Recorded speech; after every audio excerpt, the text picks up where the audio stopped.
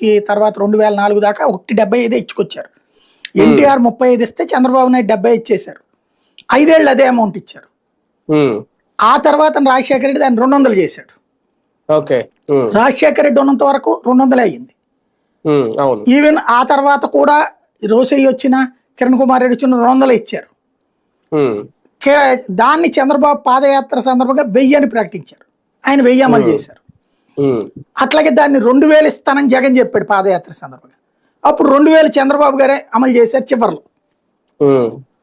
తర్వాత జగన్ 250 చొప్పున పెంచుకున్నా, అంటే జగన్ 3 అనుకున్నారు, ఆయన పెంచుకుంటాం దాన్ని ఏదో వివరణ ఇచ్చి ఫైనల్ గా ఆయన దిగే నాటికి 3000 చేశాడు. ఏకదం 4000 ఇస్తానన్నాడు, అది అమలు చేశారు. పింఛన్ విషయంలో అక్కడ చంద్రబాబు గారు కరెక్ట్గా ఉన్నారు. మిగతా వాటిట్లో ఆయన ఓ రకంగా తన జేబులో సొమ్ము ఇచ్చినట్టే ఫీల్ అవుతారు. ఇదివరకు రోసయ్య గురించి ఒక మాట అంటుండేవాళ్ళు అనమాట.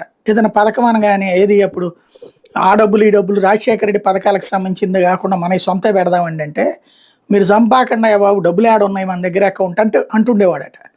ఆయన ఏదో ఆయన అకౌంట్లోంచి డబ్బులు ఇచ్చినట్టు ఫీల్ అవుతారు. మనం ప్రభుత్వంలో ఉన్నప్పుడు ప్రభుత్వంగా ఫీల్ అవ్వాలి కదా అనేవాళ్ళు అనమాట.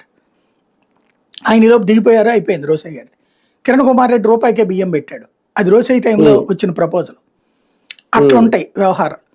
ఇప్పుడు ఇక్కడ ఇస్తానన్నటువంటి మాట, నువ్వు సూపర్ 6 ఇస్తానంది చివరి ఏడాదో లేకపోతే ఏడాదికి 1 2